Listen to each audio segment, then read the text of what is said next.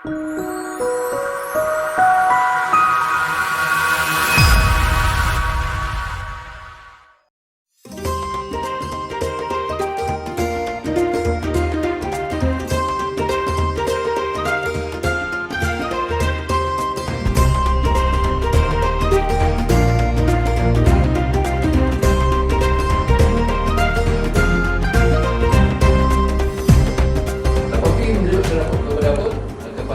8 rujuk ni lah, 8 kaedah macam mana kita nak uruskan keuangan kita.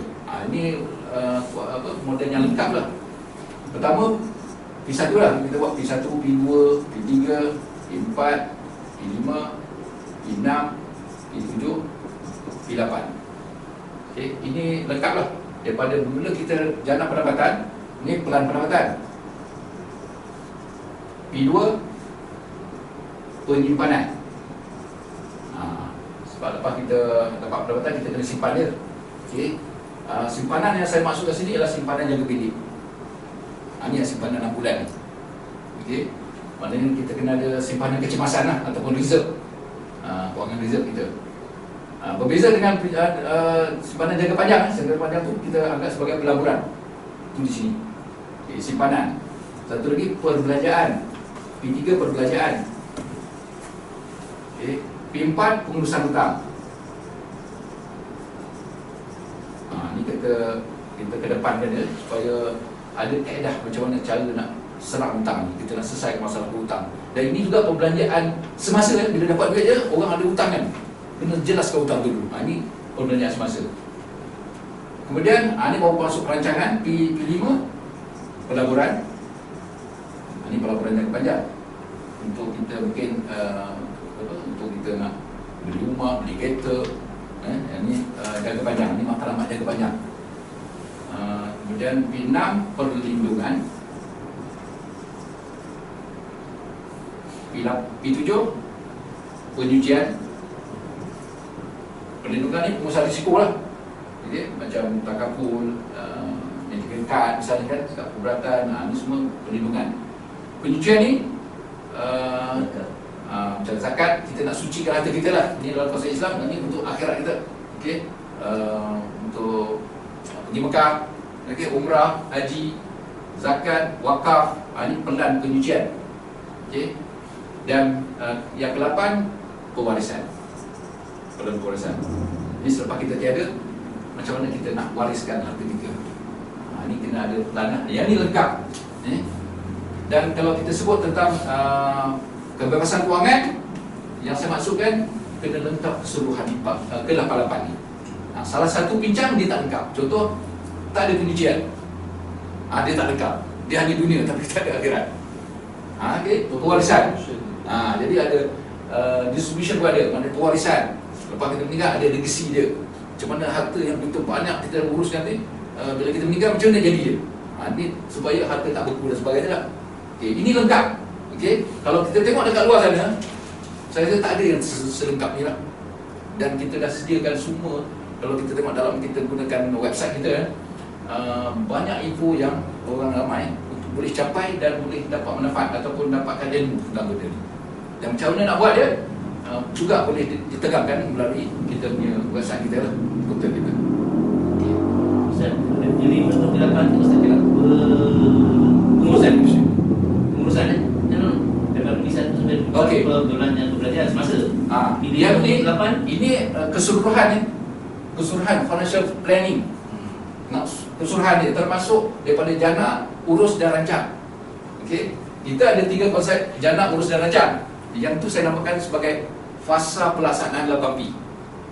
Okey, itu yang beza. Dekat luar memang tak ada. Saya tengok tak ada orang bicarakan tentang benda tu. Kalau kita tengok sini, kita tengok P1 ni, ini fasa pendapatan, mendapatkan sumber pendapatan tu. Tu fasa lain tu, maknanya fasa satu special task untuk macam mana nak jana pendapatan. Okay. Yang kedua, P3, P4, P2, 3, 4 ni, okay, kita gabungkan dia. Ini fasa apa? Simpan, belanja dengan urus hutang. Urus. Fasa pengurusan kewangan. Belum sebut perancangan kewangan lagi, pengurusan. Diurus, lepas dapat duit, kena urus. Ni semasa. Sebulan dia mesti nak uruskan macam mana nak simpan dia, macam mana nak belanja dia, dan macam mana nak uruskan hutang yang ada semasa dan yang ketiga, yang ke fasa yang ketiga barulah perancangan. Dia ada 4 ni yang besar. Okey. Saya boleh gambarkan di sini. Dia ada 3 fasa. Ini fasa pertama. Fasa pertama P1. Dia ada satu je. Satu fasa. Fasa pertama pendapatan. Pendapatan ataupun jana pendapatan. Dia jana. Generate income. Ini sebagai sumber dia. Okey. Fasa kedua. Fasa kedua apa? Urus. Urus keuangan. P1, P2, P3. P2, P3, P4. P1 di sini dah. P2, P3, P4. P2, P3, P4. Okey. P2, 3, 4 ni simpan dulu. Lepas kita dapat duit ni, kita kena simpan dia. Put aside berapa? Mungkin kata 10% setiap kita jana pendapatan tu kita siap-siap simpan dulu. Ini simpanan yang saya sebutkan adalah simpanan Masa jangka pendek. yang pendek. Ini tujuan ni untuk apa? Kecemasan. Siapa tak buat lagi kena buat tu dulu. Okey, ni dalam industri financial planning ni dia sebut buang 6 bulan lah. 6 bulan hingga 12 bulan. 2 bulan stop. Stok. Stok apa? Kau boleh hidup, katalah sebulan belanja kita ni 2,000 contohlah, 2,000 kan. So kalau 6 bulan 12,000 boleh simpan. Kurang-kurang. Itu dia punya teknik dia. Kau tak buat ni, itu yang jadi. Duit tak ada, habis pakai, tak simpan. Okay. Ini simpanan yang lebih dia. Udah pingsan. Betul, ramai yang pengsan kat sini dah ni. Sebab ni lagi. Nak ni lagi. Tak boleh. Ni apa dia?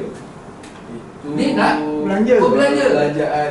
Belanja macam mana nak belanja? Ha. Nak kena jimat. Ni dah katakan kena jimat berbelanja. Kena orang kata apa?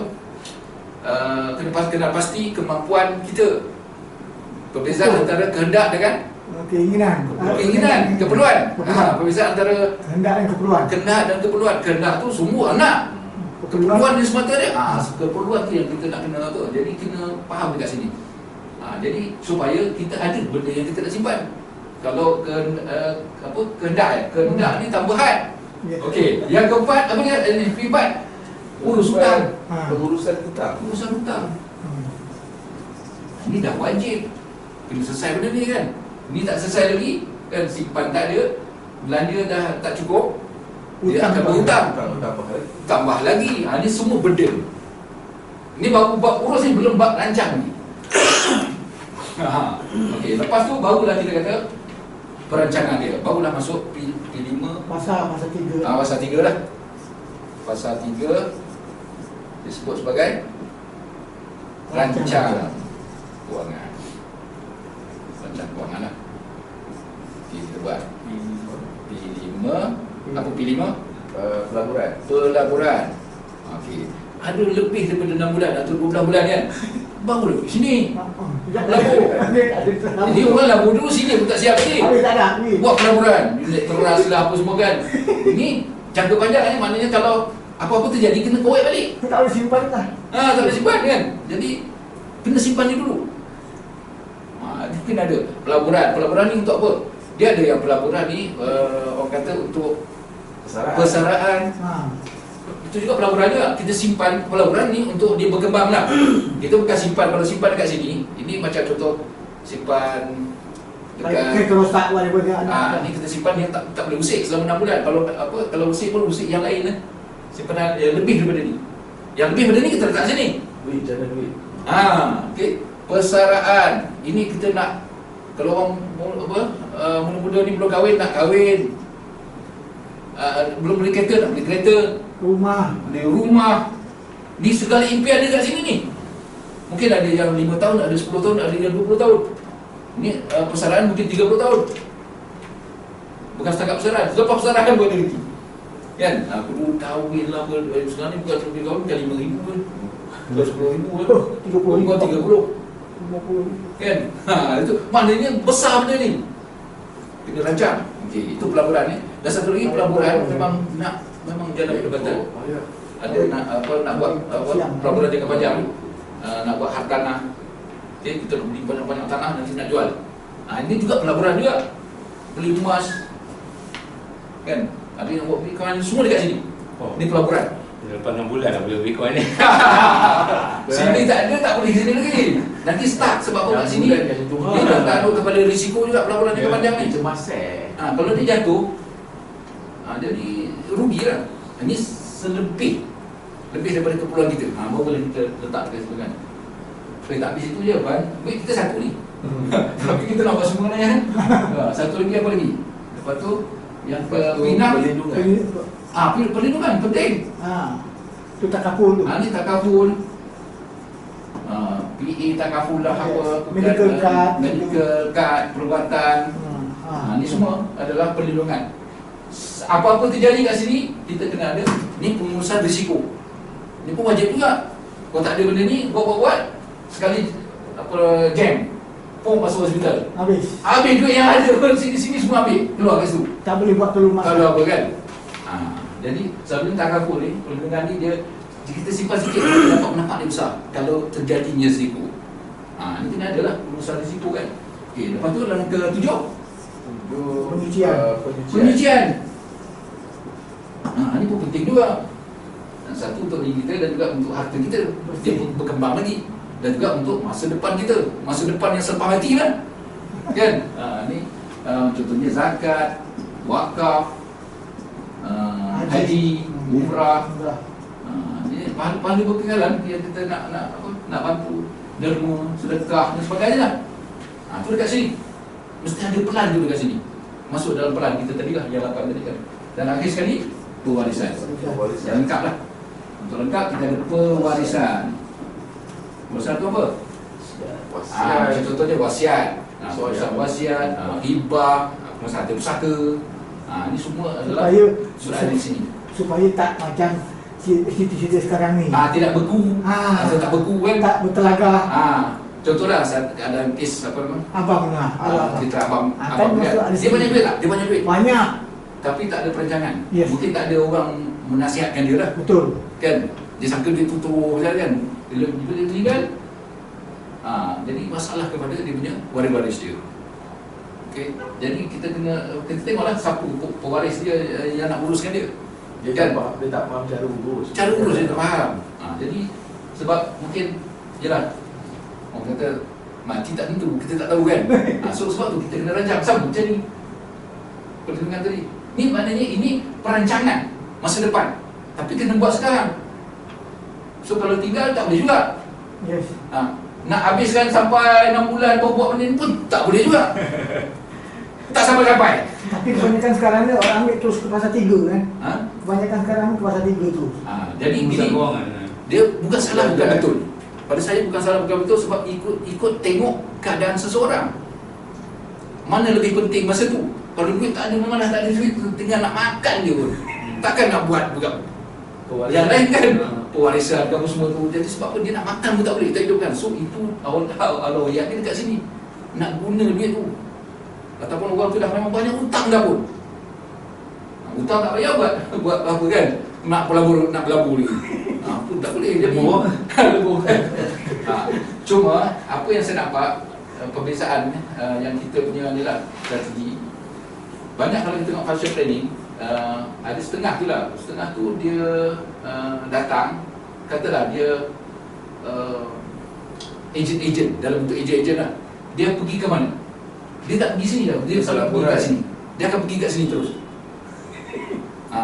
Okey, pelaburan tu katalah unit trust. Kita bukan condemn unit trust tu. Tapi ada orang buat macam tu menyebabkan pengguna ataupun pelanggan atau pengguna, okey, tak faham benda tu. Okey, bila dia datang, dia cerita pasal pelaburan je lah. Okey, macam mana nak labur nak dapat duit. Okey, orang tak kabul insurans, dia akan fikir macam mana nak melindungkan kita punya. Dan dia pun tak tahu macam mana keperluan kita. Kan? Jadi kita pun tak faham sangat. So nak disclosure pun tak buat kan. Jadi kita rasa okey ni lagi bagus lah. Kadang-kadang kita nak kata nak simpan dia, katanya nak simpan ke, nak perlindungan dan sebagainya, kita tak faham. Jadi kadang-kadang kita buat terlebih pun ada. Berlebihan. Okay? Sini pun duit tak ada tapi nak melabur. Macam tu juga lah. Jadi pengalaman kita, pewarisan fokus dekat sini kan. Jadi orang bapa wariskan tu dia tak ada apa dia nak wariskan. tak apa nak wariskan. Saya hutang banyak lah kata kan. Hutang pun nak kena. Dan kena wariskan tulis kan. Nak kena juga tulis dia kata kan. Jadi duit pun tak ada. Nak buat wasiat pun tak ada kata. Aku makan lah. 400 aku belum makan kata. Jadi susah juga kan. Jadi ini pengalaman saya lah. Bila saya buat financial planning dulu, memang kita buat kat sini lah mula. Betul. Peringkat awal kan. Jadi kita nampak ramai yang tak dapat nak orang kata komit. Dia tahu penting tu penting. Tahu kita bagi ceramah, Betul. wasiat, Dia ceramah, akui. faraid apa semua dia kata penting tapi dia tak buat. Begitu juga takabur, penting dia tak buat. Ramai tak buat tu. Daripada yang buat kan, yang buat datang juga kan. Yang buat tu sebab apa? Dia ada. Dia ada. Sebab tu nak buat. Dari keperluan dia dan juga dia ada fund dia nak buat kan. Tapi yang tak buat tu kenapa? Tak boleh kata apa, saya kata boleh jamin dah. Tak ada yang kata tak penting. Semua tak penting. Semua ada penting. Cuma dia sini dia kurang. Sini dia banyak. Kan? Sini kurang, sini banyak, sini banyak.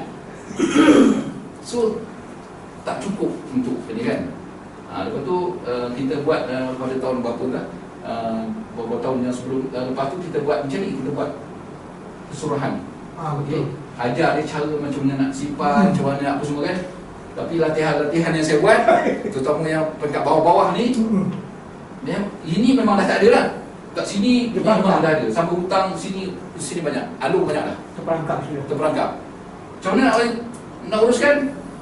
Memang tak boleh. Memang tak boleh. Saya kata kena ni je lah. Saya kata kan. Tapi masa tu saya tak belajar pun P1 ni. Pendapatan saya tak belajar macam ni cara jana pendapatan. Yang pun saya belajar jana pendapatan ialah nak jadi ejen. Yes. Jadi ejen dia nanti dapat duit. Buat part-time. Buat part-time semua kan. So dia sendiri tak boleh urus. Macam mana dia nak ajar orang? Nak jadi ejen kan. Dia sendiri tak urus. Jadi saya kata saya perlu explore ke dalam bidang pendapatan. Kat sini lah saya explore dalam bidang P1 ni. Dan saya nampak kaedah dia, cara bijak wang lah. Cara kita ialah kita fokus kepada sini. Kita perlu fokus kepada sini. Sebab apa sini jadi susahkan jadi dia. Boleh buat tapi dalam keadaan kekangan yang tinggi lah. Akhirnya nanti dia simpan nanti pun dia keluarkan duit itu juga. Maksudnya dia sekarang ni dekat situ, yang sedia ada je lah yang dia Ya, kan? Jadi ya. tak ada penambahan. Ada penambahan. Dan sini juga perbezaan kita lah. Kalau saya dulu dah lama dalam bidang financial planning, dah lama dah 30 tahun lah. Financial planning ni memang ini lah bidang yang saya belajar dulu kan. Dia ambil lesson bidang ni juga kan? Dia tak ada ajar yang ni, dia pendapatan. Cuma kita financial planner jumpa orang, kita nak uruskan apa wang yang dia dah sedia ada. Yang tu yang saya ibaratkan macam kita satu botol tu. Itu yang urus Botol air tu. Botol air, kita ada satu botol air, setiap bulan kita kerja ke, kita buat bisnes ke, satu bulan dapat banyak tu. Katalah 1,000, tak ada 1,000 kecil. Katalah 2,000 atau 3,000 je income kita. Seolah macam dapatlah satu botol air. Tak boleh lebih, tak boleh kurang. Okay, satu botol ni lah yang kita nak guna pelbagai lah. Kat sini duit kita anggap kita nak pakai ni semua, 7 ni kita nak pakai duit tu.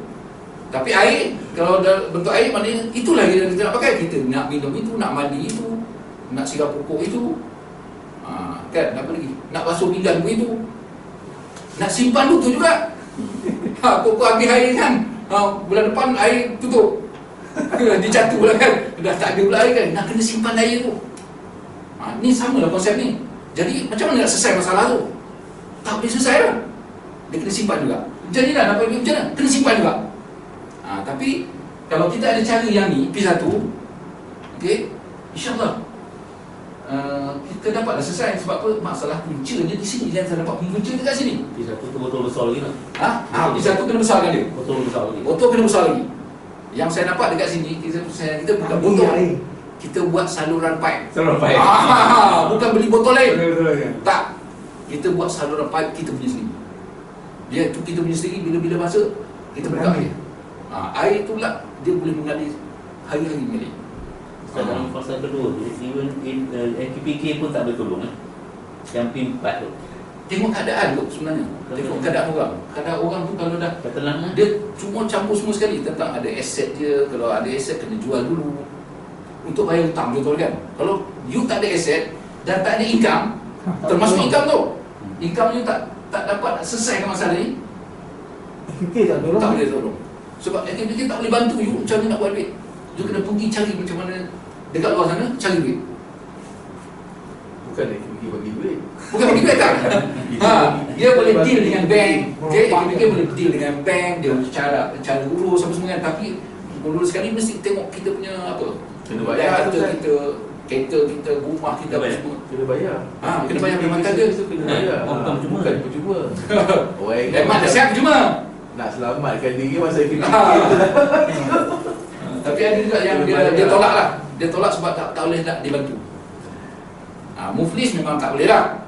Memang dah terkeluar daripada AKPK punya orang yang boleh dibantu. Even belum muflis pun, tapi dia tak ada jana pendapatan yang cukup, aset kau tak ada, memang dia tolak, tak boleh masuk program tu. Interview dulu. Interview dia tengok isi borang apa semua tu, dia nilai dulu aset kau berapa ada.